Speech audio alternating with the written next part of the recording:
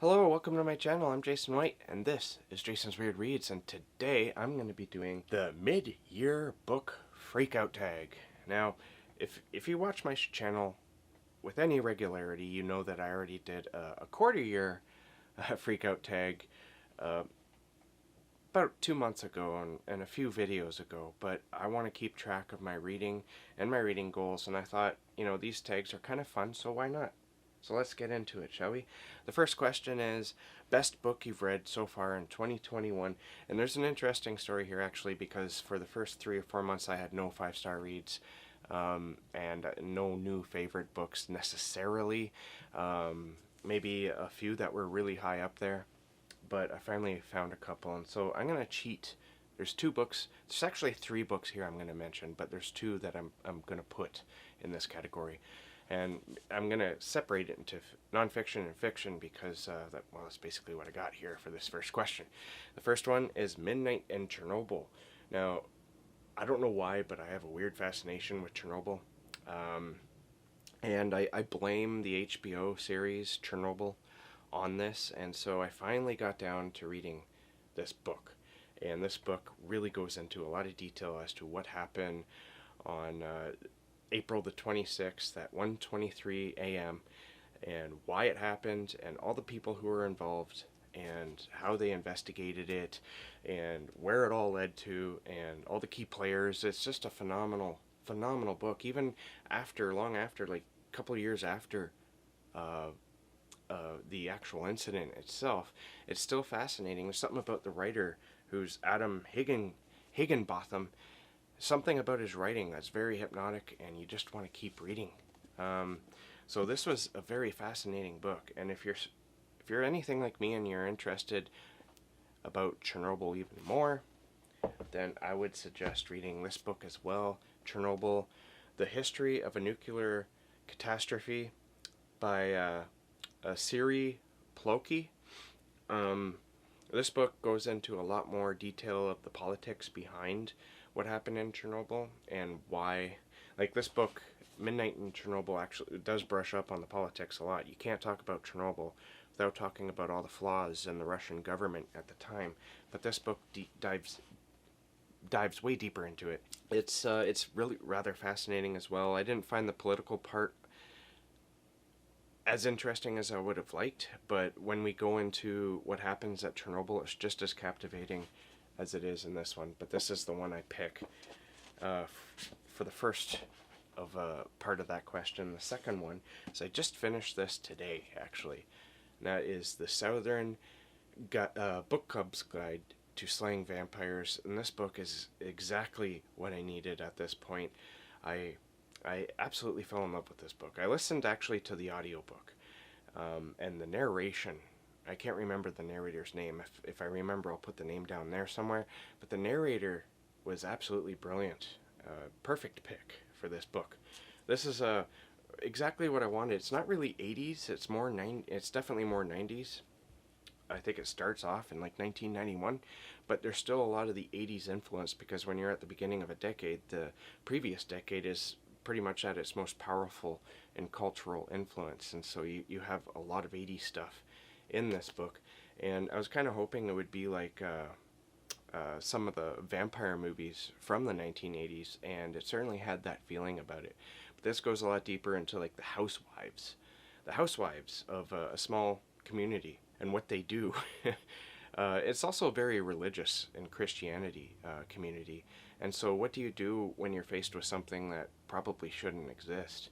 And how do you convince everyone and get everyone on board that that the evil you think is lurking next door is actually that evil? And it's a fascinating book. This book goes into some very, very dark places. You could give some trigger warnings for suicide, self-harm. There's many others. I was very surprised at how the dark places this book goes to. When you think of Grady Hendrix, you think of more lighthearted type horror, but this one is not lighthearted. This one has a bit of a, it has fangs, let's just say that. Pun completely intended. Question number 2. The best sequel you've read so far in 2021. You could say that I'm cheating for this one because I've only read 2 sequels so far this year. And I'm going to go with The Rose and the Thorn by Michael Sullivan because I really enjoyed that series. I've talked a lot about the Ryaria Chronicles this year because I read the entire Chronicles all in like January and February, I believe. And I absolutely loved them. And if there was a favorite that I had at the very beginning of the year, it would definitely be in the Ryaria Chronicles, probably the first book. But I don't want to get too far into that right now. Question number 3. New release you haven't read yet but want to. And I'm going to pick The Pallbearers Club by Paul G. Tremblay. I really need to catch up on my Paul Tremblay. I've read a smattering of short stories by him. And I also read The Cabin at the End of the World, which I absolutely loved, but it was so intense. Such an intense story, for me anyway. It really triggered my anxiety. And so I've been kind of cautious about returning to Paul Tremblay, but I really want to read that. I don't even know what the Pallbearers Club is about. I don't want to know what it's about. I just kind of want to go into it blindly. So it was just released July 5th, and I'm recording this at July 10th. So it's not like it's been out all that long. I can jump into it any time. But that right now is the book that's pressing to me most, that's been released recently, that I feel I got to get to. Alright, question number 4. Most anticipated release for the second half of the year. I have 2 books here. I'm cheating again. Because I really enjoyed the other book of Grady Hendrix that I read, We Sold Our Souls. And the Southern Book Club's Guide to Slaying Vampires is the second. So I'm on a bit of a Grady Hendrix high right now. And so I really want to read How to Sell a Haunted House by Grady Hendrix, which I believe is still coming out this month in July. I could be wrong about that. And I believe it's going to have something to do with a haunted house and real estate, which might be interesting. And also Clown in a Cornfield 2, Friendo Lives by Adam Caesar is coming out, I believe, in August. And I really, really enjoyed Clown in a Cornfield 1, so I want to read part 2. Pretty bad. Question number 5, biggest disappointment. I decided to reread the Rift War saga by Raymond E. Feist, or Feist. It's Feast. And I really enjoyed the first 2 books, which is technically 1 book, Magician. But if you split it up into the 2, like the paperbacks are, is Magician Apprentice and Magician Master. Those 2 books are a piece of art. They're brilliant. The 3rd book isn't quite as good. And then there's the 4th book, Darkness at Sethanon, and this book just lost me. I don't know why. I remember reading these books as a kid, way back in like the 90s somewhere, and I fell in love with the series like I did now, or this time around. But I remember book 4 really lost me back then as well. I don't know what it is about that book. It just, something loses its steam to me. So Darkness at Sethanon is a huge disappointment to such a great series. Question number 6, biggest surprise. I have to go, honestly, with all the books about Buddhism I've read this year. And on that note, all the books on Stoicism as well. It's absolutely insane that I went on this weird spiritual / philosophical journey this year. There's a reason for it, but I'm not going to get into it here. But I have learned a lot, and one may even question whether or not I'm becoming a Buddhist. And my answer to that would be I don't think so, but there's something very deeply appealing about it. I can't stop reading about it. One thing about Buddhism that I love is that it's a religion about the mind, our consciousness, which is something I've always been fascinated about in the first place. So it's been fascinating learning about what Buddhists think about the consciousness and how to live a good life. And the basic principle of being kind to one another is very pronounced in Buddhism, and that's something that my philosophy, my own personal philosophy, has always been live and let live. It's something that people seem to be unable to do, especially on the internet and on social media. So, I mean, unless you're harming someone, of course. If you're doing bad things, then maybe somebody should try to stop you. But overall, if you like something, live and let live. If you don't like something, live and let live, you know? That's my own personal philosophy. And Buddhism takes that and runs with it in 100 different directions, and it's very fascinating.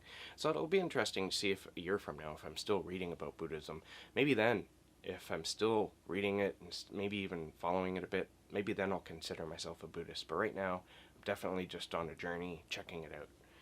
Question number 7, favorite new author, debut, or new to you? I'm going to cheat with this because I read 2 books by this author only, and I've already talked about him, and I didn't consider him a favorite after the first book, We Sold Our Souls. The second book, I think, kind of stamped it for me, at least for now. A new favorite author of mine is Grady Hendrix. I was just really impressed by Southern Book Club's Guide to Slaying Vampires. It was just so much fun, and also very disturbing in certain areas, especially the ending. One thing I forgot to mention was the ending. I absolutely love the ending, and I typically don't like horror book endings because I find that authors tend to just wrap things up. Stephen King's a really good example of this. A lot of people complain about Stephen King having bad endings, and it's only because he likes to wrap everything up, when I think it's okay to leave some loose endings. And sometimes his choices for wrapping things up they take you out of what was, at least for me, they take you of when you're believing the story, at least while you're reading it. It takes you out of that suspension of disbelief. And if you do that to me, then I get kind of grumpy about it. But most, like I said, most horror books do that. It's hard to wrap up something that's supernatural happening, right? But this book goes in a very logical direction at the end, and a very gritty and nasty ending. The whole book from beginning to end is just almost perfect. There's a few things I had issues with, but overall, man, love that book. Okay, I'm going to stop talking about that book now if I can. Question number 8, newest fictional crush. I'm going to be boring on this one, and I don't think I've ever had a fictional crush. I answer this question the same every year I do this tag. I don't get fictional crushes. So moving on. Question number 9, newest favorite character. I went with an interesting choice here because this character, I hated it at the beginning, but by the end of it, okay, let me back up here. I hated this character because I thought he was slimy. He was the main protagonist of the story. I thought he was slimy and unlikable, but by the end of the book, he was likable and you respected him. And I love it when an author can do that. So I'm talking about Bartolomeo from Ship of Fools.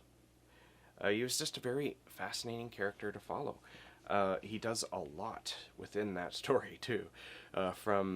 Actually, I'm not going to get into it because I don't want to spoil anything if you haven't read it, but if you want a really dark science fiction story, space travel story at that, you got to read this book. Ship of Fools is fantastic, but don't let Bartolomeo's unlikability at the beginning make you turn away from the book, because, like I said, by the end you're going to have respect for him. The author very cleverly takes an unlikable character, even an anti-hero type character, and flips it on its head. He becomes, I guess, like a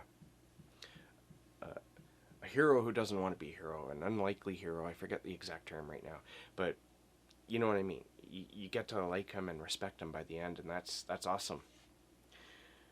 So that would be my favorite character of this year so far. Question number 10, a book that made you cry. And once again, I'm going to be boring. Not too many books have made me cry. I think, honestly, movies have an easier time at making me cry. But I haven't cried this year yet. At all, even. I have not cried, so no book has made me cry. So the answer is none. Question number 11, a book that made you happy. The book that made me happiest, aside from this book here, which I said I wouldn't talk about anymore, but I broke my own oath. The first book that made me really happy, though, was that series I was talking about. When I read the entirety of the Ryuria Chronicles, the very first book is the book that made me the happiest, and maybe even one of the books that made me the happiest this year so far. And that is The Crown Tower by Michael J. Sullivan. it's it, this book has a lot of funniness to it, but it's not like outright slap your knee funny, but it's the funniest of the Michael J. Sullivan books that I've read so far. There's just a lot of really interesting comical situations that occur, and I really enjoy Hadrian and Royce's meeting. How it's sort of like hatred. They hate each other, and then they become best of friends, brothers almost. It's like hate to love type of bromance, you could say. But it's a very fun book, and I've already read it twice. I liked it so much I listened to the audiobook twice, and it was fun from the beginning to the ending. Question number 12. Book to film adaptation you saw this year, and I haven't seen any. To be honest with you, I haven't watched too many movies this year at all. When I have free time, I'm either doing this. I wrote a short story for an anthology, a booktube anthology. Keep your eyes peeled for that. And you know, there's some TV shows I watch, like the Chernobyl, and also, of course, you can't forget the Stranger Things. We've been watching that.